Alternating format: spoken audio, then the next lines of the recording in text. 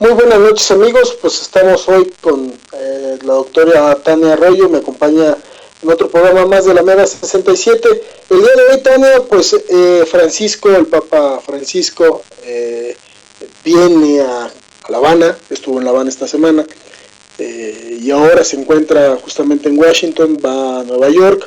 Esta visita histórica, una visita donde hay muchos discursos que hablan también acerca de esta nueva recomposición en América Latina.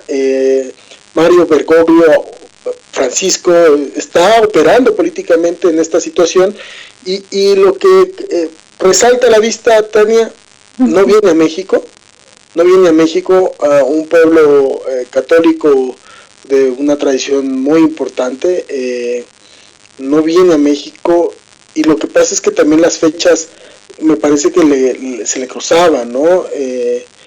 Venía justo casi un año del 26 de septiembre de la detención, desaparición de nuestros compañeros de Ayotzinapa, ¿no?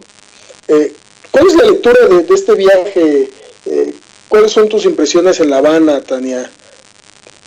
Bueno, aquí lo que está como en el centro de la discusión, yo creo que tiene que ver con lo que ya hemos platicado en otras ocasiones, César, con esta capacidad de operación política, no espiritual, que ha tenido el Papa a lo largo de desde que se convierte en Papa, pues, y al ser responsable prácticamente del reinicio, ¿no?, de este acercamiento entre Estados Unidos y Cuba. De ahí que, bueno, la ruta sea sumamente significativa, pasar por Cuba y posteriormente por Estados Unidos. Varias cosas históricas en estas visitas, un poco como la idea de hacer el llamado desde Cuba para con Estados Unidos con respecto a la migración y con respecto al bloqueo, ¿no?, económico. Y ahora, un poco funcionando a la inversa, en Washington aprovecha la oportunidad, se presenta en el Congreso de los Estados Unidos, una cosa como pues muy significativa en términos políticos, haciendo llamados también en el propio territorio estadounidense hacia la cuestión de la migración, un poco haciendo el contrapeso a las recientes declaraciones de Trump, ¿no?, sobre pues la necesidad de ampliar la distancia entre estas dos fronteras, ¿no?, para que no sigan cruzando, no, para frenar la migración latinoamericana.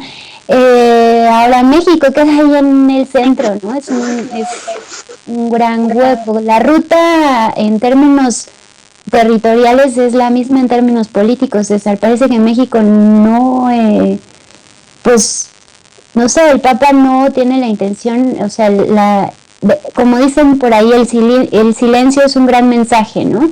El que México no figure dentro de esta ruta, pues es bastante significativo. Desde hace tiempo se veía que la relación del Papa con el mandatario mexicano, pues no había como que cuajado muy bien, ¿no? Además de la complejidad que tiene lo que mencionas con respecto a la desaparición de nuestros 43 normalistas, y que justamente este sábado pues iba a resultar bastante, bueno, estos días en general, ¿no? O sea, el país está de alguna manera recuperando estas demandas, estas denuncias sobre la justicia y sobre la aparición de estos 43 estudiantes. Entonces, pues tristemente México no figura en la ruta del Papa, justamente yo creo que por este diferendo que han tenido desde que Peña Nieto se instala, ¿no?, en el poder. Sí, bueno, yo dividiría, pues la visita en La Habana me parece que fue una visita para, pues, confirmar esta alianza, ¿no?, que se generó entre Castro y él, ¿no? Me parece que el Partido Comunista Cubano decidió desde, digamos, su secretariado general, pues establecer un vínculo de comunicación para distensar la zona, me parece. Hay dos grandes logros que habría que leer de la política exterior cubana y que creo que no se entiende sin la mediación de Francisco, ¿no? Y que tiene que ver uno con justo, me parece que Estados Unidos, a partir de la construcción de estos mecanismos tan importantes en América Latina, como el ALBA, como el UNASUR, como la CELAC, como, digamos, mecanismos de comunicación, como mecanismos de comunicación que ya no incluían, pues, a Estados Unidos, ¿no? Que la OEA se había abandonado y que finalmente Cuba había ganado una lucha histórica por el reconocimiento de la defensa de su soberanía, ¿no? De no haberse doblado ante el imperialismo gringo de la Guerra Fría y sobrevivir no solo al bloque soviético, sino que además sobrevivir, pues, a los ataques constantes que se generan a través del bloqueo. Y bueno, la integración de Estados Unidos ahí generaba, la influencia de Estados Unidos había perdido bastante fuerza y era necesario retomar, digamos, ese acercamiento, pero no era posible en la medida en que Cuba se veía, pues, ahí siempre como este conflicto entre los países de América Latina, y eso creo que me parece que para la política exterior norteamericana le estaba saliendo demasiado caro. O sea, el que siempre estuvieran en esta contradicción, en vez de acercarse en la medida en que el discurso norteamericano quisiera, los estaba alejando, y creo que los mecanismos de integración hacían efectivo este alejamiento, en donde dejaban sin operancia, pues, a la OEA. Y otra cosa también, me parece que otro de los grandes logros también me parece es lo que sucede, y que va a ser en nuestro siguiente bloque el tema, lo que sucede en la política exterior cubana respecto de la distensión del conflicto en el sur, entre Colombia o sea, el gobierno colombiano y las FARC. Y bueno, me parece que ahí también se leerían la próxima reunión, ¿no?, que se tiene entre Santos y Maduro, también para distensar. O sea, creo que estamos ya en una etapa en donde me parece correcto el término de buscar una alianza, y que creo que Francisco logra ser ese intermediario, porque también quiere influencia en América Latina, porque finalmente también está buscando una agenda de integración, y bueno, Francisco tiene esta posibilidad de integrarse con América Latina, por justo es argentino, justo además busca dar un mensaje de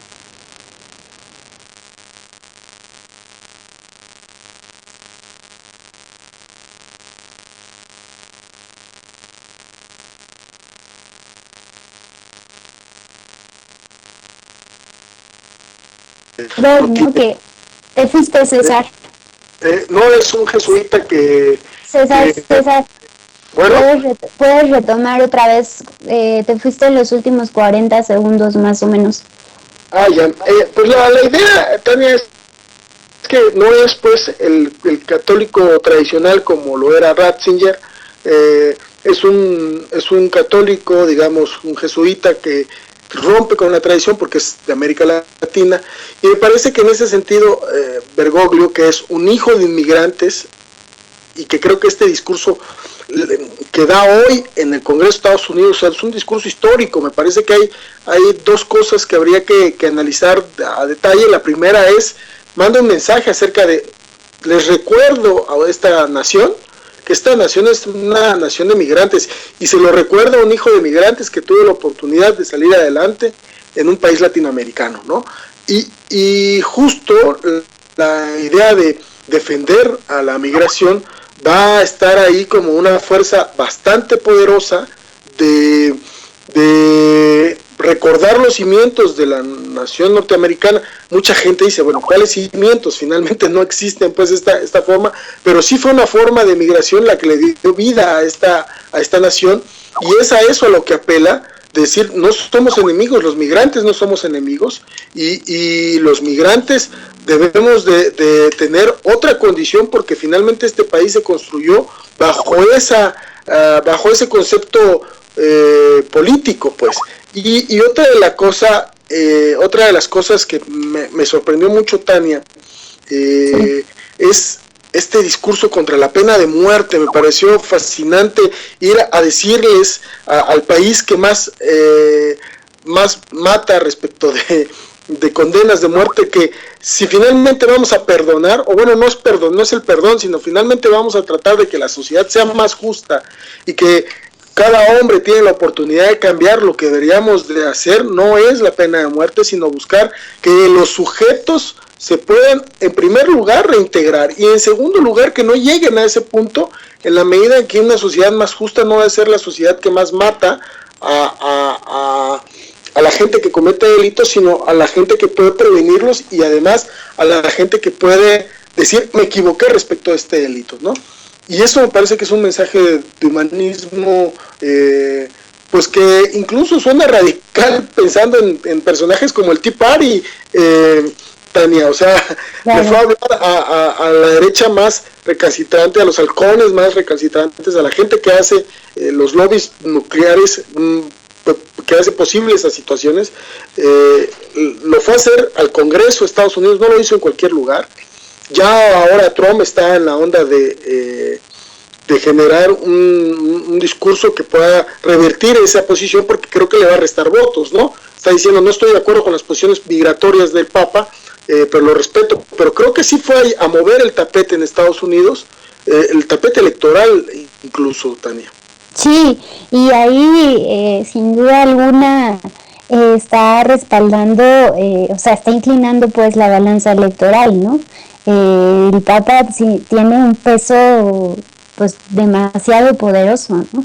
Y hacer tocar estos temas, lo hace muy bien, ¿no? Con esa calidad discursiva que caracteriza a este Papa, con mucho tacto, muy bien estructurado su discurso, retomando personajes históricos de la historia estadounidense, muy particulares, definitorios por el tipo de argumentos, ¿no? Lincoln, por ahí fueron 4 o 5 personajes, ¿no? Pero más me llamó la atención como lo que resaltaba de estos personajes, que era la libertad, obviamente, la lucha contra la esclavitud, la justicia social, ¿no? La lucha contra la pobreza y los llamados que te mencionaba fuera del aire, ¿no? El atreverse a decir, bueno, sin duda alguna el capitalismo nos hace caer en la trampa, ¿no?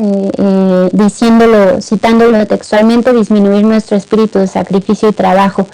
Entonces, es poderoso el discurso del Papa en una de las entidades políticas más importantes que es el Congreso de los Estados Unidos, donde, como dices, ¿no? Está dialogando incluso con los republicanos, y no solamente con eso, sino con los sectores mucho más conservadores de la sociedad estadounidense.